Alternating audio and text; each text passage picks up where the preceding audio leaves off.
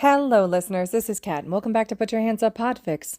This will be the continuation of Watch Your Heroes Fall. This will be Part 3, Chapter 4, entitled Phase 1, Stage 2, Show the Ducks the Lake.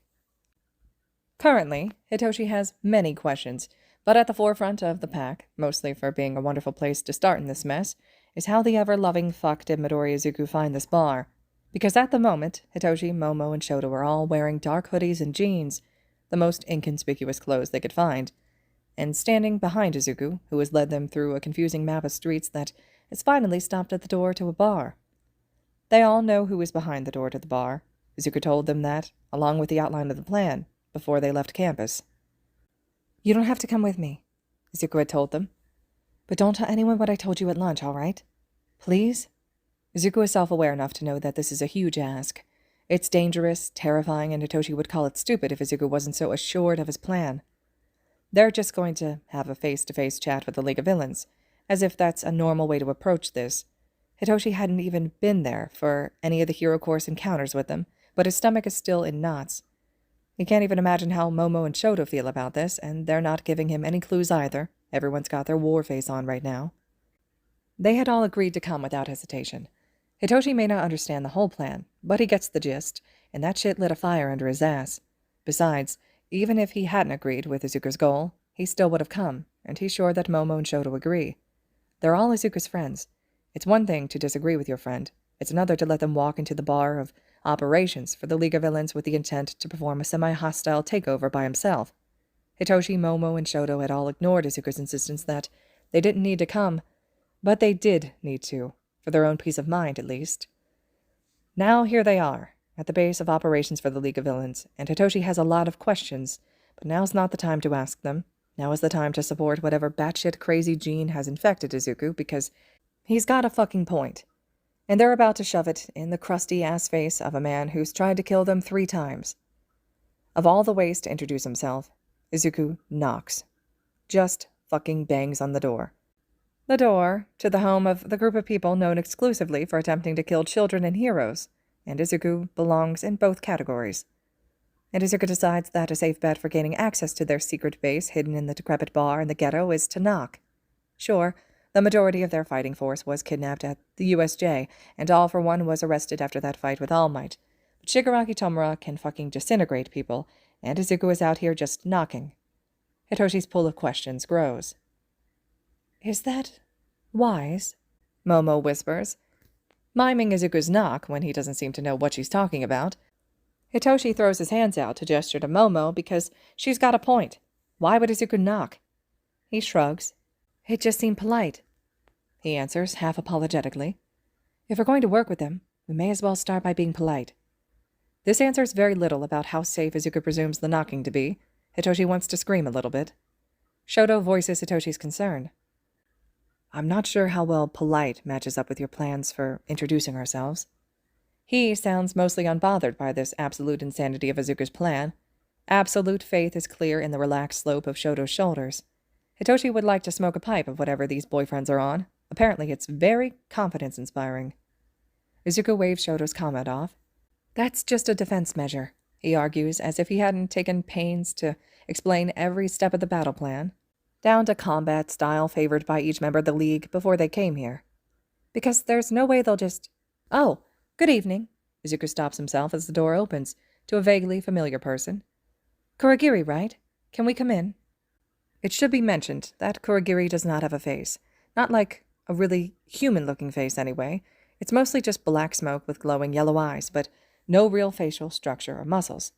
That's an important fact, because despite that fact, Kurogiri looks about as flabbergasted as a man without a face can look.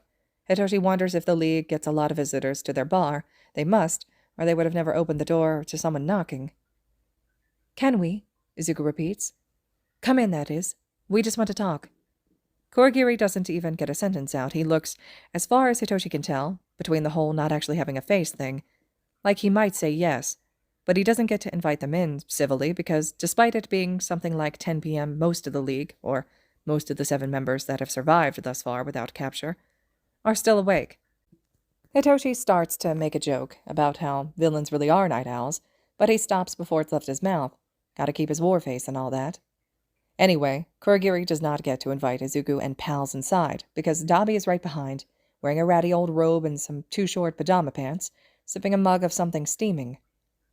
"Who's at the door?" he asks vaguely. He sounds much younger than the UA students had believed him to be. It hits Hitoshi, this close to the face of famed villain Dabi, that this guy can't be older than 25. Missionaries? Then he reaches the door, sees them standing like Girl Scouts on the porch of the supposedly secret lair of the evil organization, spits out half of the drink that he doesn't choke on. "Fucking Christ, Kurogiri, warn a guy," he screeches, setting the mug on a table and griping about the stain on his robe, despite the robe being totally unsalvageable before the stain. "The fuck does the kindergarten class want?"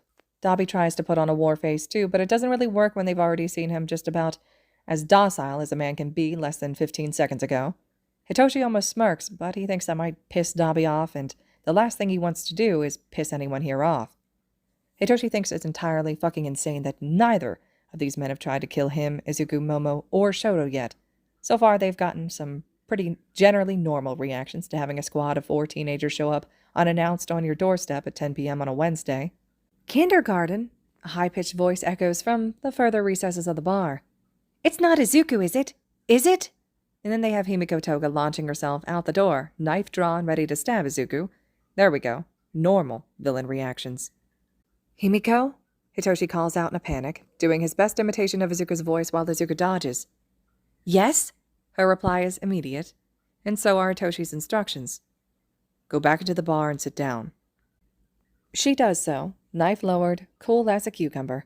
Hitoshi doesn't drop his control. He's not sure she won't immediately spring back out.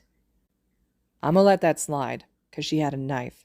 Dabi yawns, sounding only superficially disinterested. "But you try that shit again and I will fucking burn you." "I'd like to see you try." Shoto snaps. Ice grips Hitoshi's veins. He doesn't want this to escalate. Nobody needs to get hurt. He almost starts to take up a defensive posture, but Dabi blinks at Shoto, shrugs, and wanders away from the door. Izuku dusts himself off, and their little squad is once again as unruffled and prepared for the inevitable fight, whether that ends up being physical or verbal, as they were when Izuku knocked on the door. Kurogiri still has not seemingly rebooted yet, but he snaps into action when Dabi shoves Shigaraki Tomura into the doorframe.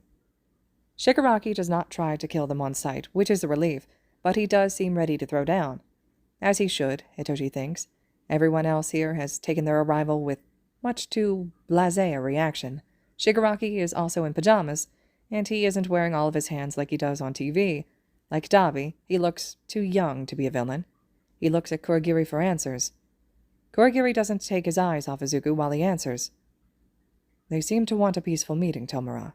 He's still clearly confused, but rolling with it a little better now. Everyone can hear Dabi flick Himiko in the head, and she hisses something angry at him before she realizes he broke Hitoshi's hypnotism. Then Dabi holds her in place so she doesn't sprint right back out the door. It's kind of funny, like siblings. In fact, Hitoshi is sure that he saw 2 of his foster siblings have that exact same fight last weekend, over who got to go with Mrs. Soma to the grocery store. The one thing Hitoshi can't get out of his head is how young everyone here looks. Kurogiri, to be fair, you can't really tell, but everyone else, they could almost be upperclassmen. Himiko Toga really could be their classmate. She's just their age, eyes wide, hair a mess, and unmistakably tiny. If Hitoshi didn't know what he knew, he might assume that she was just any other hyperactive teenage girl. Like Toru from Izuku's class. I mean, she's got a hell of a weird way of showing it, but she's trying to stab Izuku because she's excited to see him. It's fucked up, but she's certainly not the epitome of sadism that he was expecting.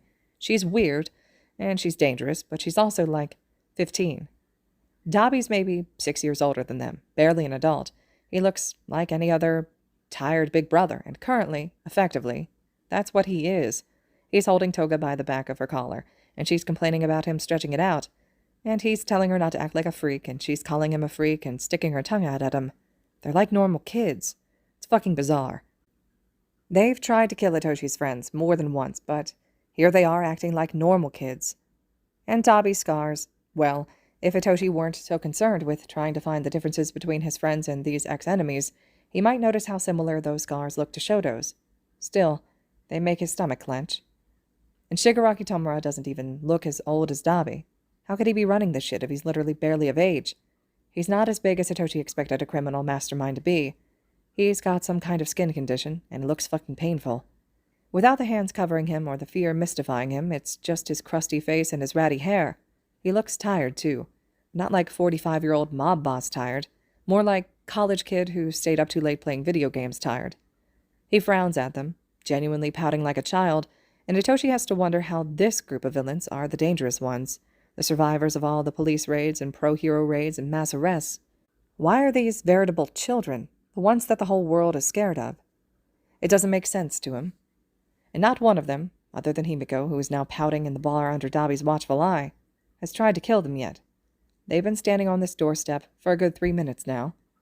It certainly gives Hitoshi something to chew on, if not a whole fresh perspective.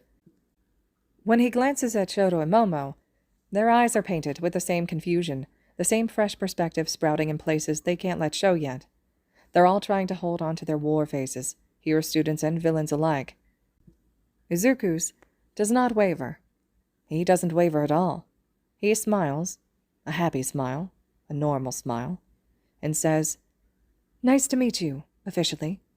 I'm here to take over." All right, listeners, this concludes Chapter 4 of Watch Your Heroes Fall. Chapter 5 will be next. Hope you all are enjoying this so far. I'm eager to hear more of your thoughts and reactions to this fic.